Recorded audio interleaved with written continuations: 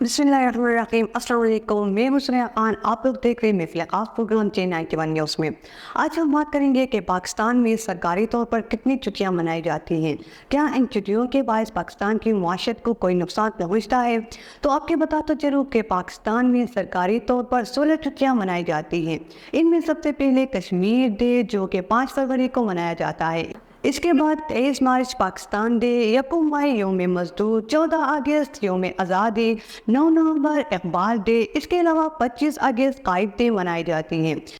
इसी तरह पाकिस्तान में तहजीबी त्योहारों की छुट्टियां भी दी जाती है। ईद उल अज़हा और ईद उल फितर की 3 छुट्टियां, इसके अलावा इस्लामिक माह मुहर्रम के यौम अशरा की 2 और ईद उल मिलाद नबी की 1 छुट्टी शामिल है। इसके अलावा पाकिस्तान में 28 मई यौम तकबीर की छुट्टी मनाई गई। ये छुट्टी पाकिस्तान को एटमी ताकत बन के 26 साल मुकम्मल होने पर मनाई गई है। लेकिन याद रहे कि इससे पहले माजी में कभी भी 28 मई की में कोई छुट्टी नहीं की गई थी।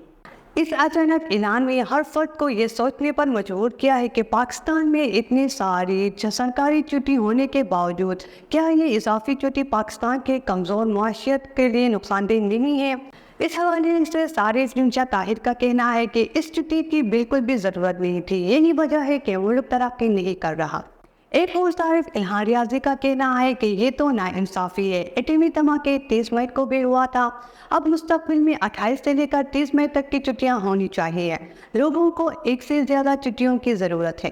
ताहम PWC की जानिब से एक तहकीक किया गया कि ऑस्ट्रेलिया में सरकारी तौर पर छुट्टियों की वजह से 10 करोड़ 49 लाख डॉलर का नुकसान हुआ था।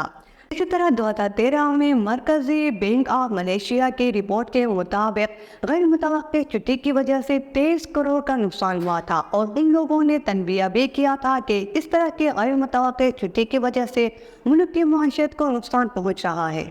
इन छुट्टियों की वजह से पैदावारी सरगर्मियाँ कम होती है और इनपुट कॉस्ट बढ़ जाती हैं। अब इस तहकीक से अंदाज़ा लगा सकता है कि इस तरह की गैर मुतवक्किल छुट्टियों की वजह से मुल्क की माशरत को कितना नुकसान पहुँच रहा है।